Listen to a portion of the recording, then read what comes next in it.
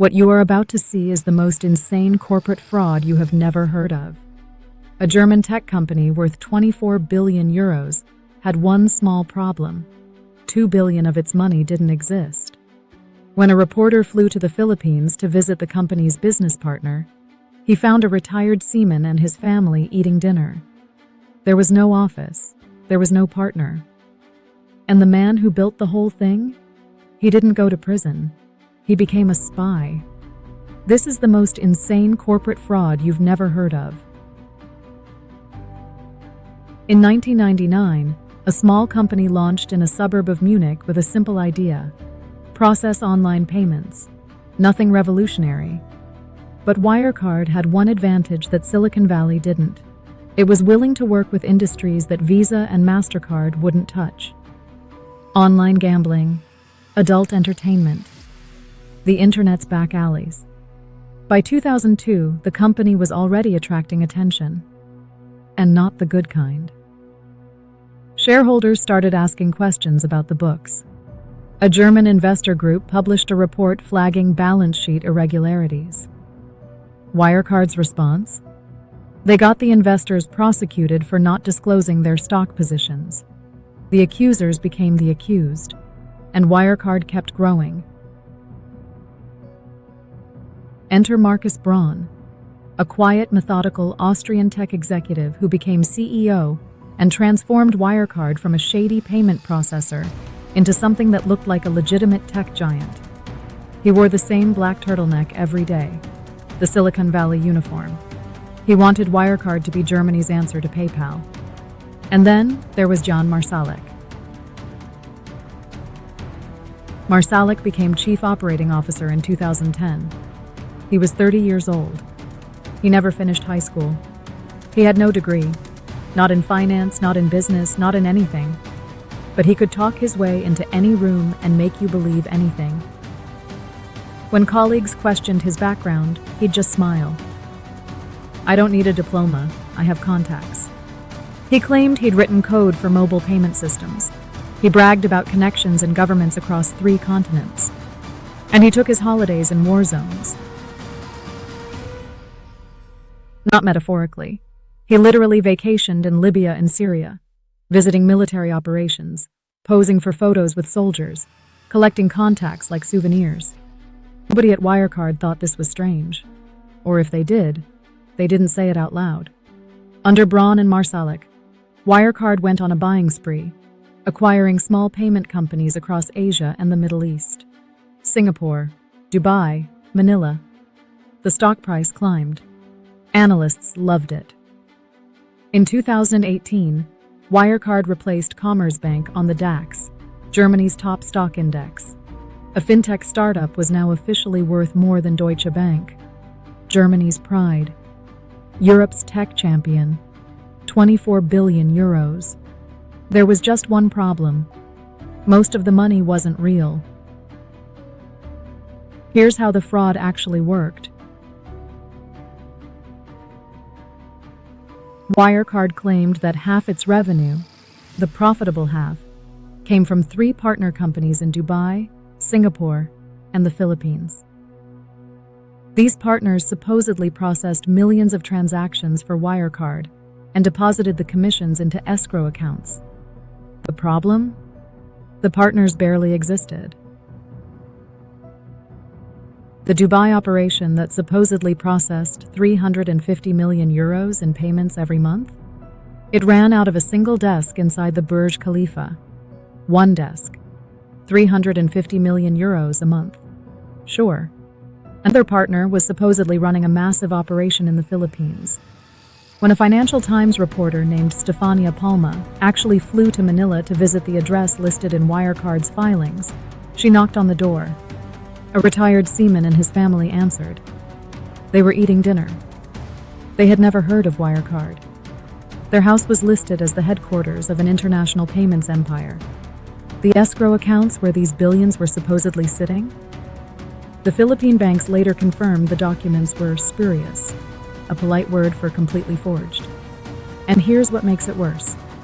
Ernst & Young, one of the most respected accounting firms on the planet, signed off on Wirecard's books. every single year for over a decade. They approved the numbers without ever independently confirming the cash actually existed in those Philippine bank accounts. Meanwhile, the money that was flowing through Wirecard went on a world tour, from Germany to Singapore, Singapore to Mauritius, Mauritius to Bermuda, Bermuda back to Switzerland, Switzerland to India. A maze designed so that anyone who tried to follow the money would get lost somewhere over the Indian Ocean. Marsalek ran all of it. Every shell company, every fake partner, every forged document. He was the architect of a phantom empire, a 24 billion euro company built on spreadsheets, forgeries, and the auditor's refusal to check. In the summer of 2014, a Financial Times reporter named Dan McCrum got a phone call from an Australian hedge fund manager. The pitch was simple. "Hey Dan, would you be interested in some German gangsters?" McCrum started digging. He flew to Bahrain to visit one of Wirecard's supposed clients. The client didn't exist. He flew to the Philippines. Same thing. Everywhere he looked, the business that was supposed to be generating billions was a ghost. He started publishing, and Wirecard came after him with everything. They sued the Financial Times. They hired private intelligence firms. They attempted to plant listening devices near the FT editor's office. They got a former Libyan intelligence chief to run a sting operation against McCrum, trying to catch him colluding with short sellers. And in the most unbelievable twist, Germany's own financial regulator, BaFin, didn't investigate Wirecard. They investigated McCrum. They accused the journalist of market manipulation. They banned short selling of Wirecard's stock to protect the company. The regulators were protecting the fraud and prosecuting the people trying to expose it. Then came Pav Gill. Gill was a lawyer, Wirecard's own head of legal for Asia Pacific. He was hired in 2017, walked into the Singapore office, and immediately started finding problems. Forged contracts, fake invoices, round-tripping schemes where money was sent to shell companies and booked as revenue. He reported it to Marsalek. "Jan, these contracts are forged. The invoices don't match. This is fraud." Marsalek's reply, "Pav, relax. I'll handle it." Nothing happened. Jill was sidelined, then pushed out. But here's where the story takes a turn nobody expected. Jill went home. He told his mother what happened, and his mother, a Sikh immigrant who'd raised him alone after escaping an arranged marriage, decided that her son's former employer needed to be destroyed. She contacted the Financial Times herself. "It wasn't me," Jill later said. "She was busy trying to expose the company from my sofa in the living room." Jill met McCrum in coffee shops and hotel lobbies across Singapore. McCrum carried a burner phone and an air-gapped laptop that couldn't connect to the internet. The documents Gill handed over were encrypted and stored in a secure bunker inside the FT's London office. When the FT published, Wirecard stock dropped billions in market value within days. But Marsalek still had one more trick. June 18, 2020, Wirecard was supposed to publish its annual results. Instead, it made an announcement that shook every stock exchange in Europe. 1.9 billion euros was missing. Not stolen, not misplaced. The company admitted there was a prevailing likelihood that the money does not exist. It had never existed. A quarter of Wirecard's entire balance sheet was fiction. The stock crashed from 104 euros to under 20 billion in market value, erased. Banks called in 2 billion euros in loans. 6,000 employees showed up to work and discovered their company was a corpse. CEO Markus Braun was arrested. He's now on trial in Munich in a high-security courtroom inside a prison. And Marsalek? On the day he was fired, he told colleagues he was flying to the Philippines to prove his innocence. He boarded a private plane. Immigration records showed he arrived in Manila. Those records were faked. He never went to the Philippines. He flew to Belarus, and then he vanished.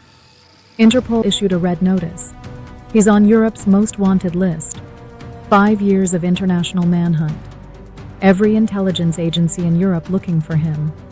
And in 2025, investigative journalists claimed to be found him, strolling through a square in Moscow, holding his girlfriend's hand.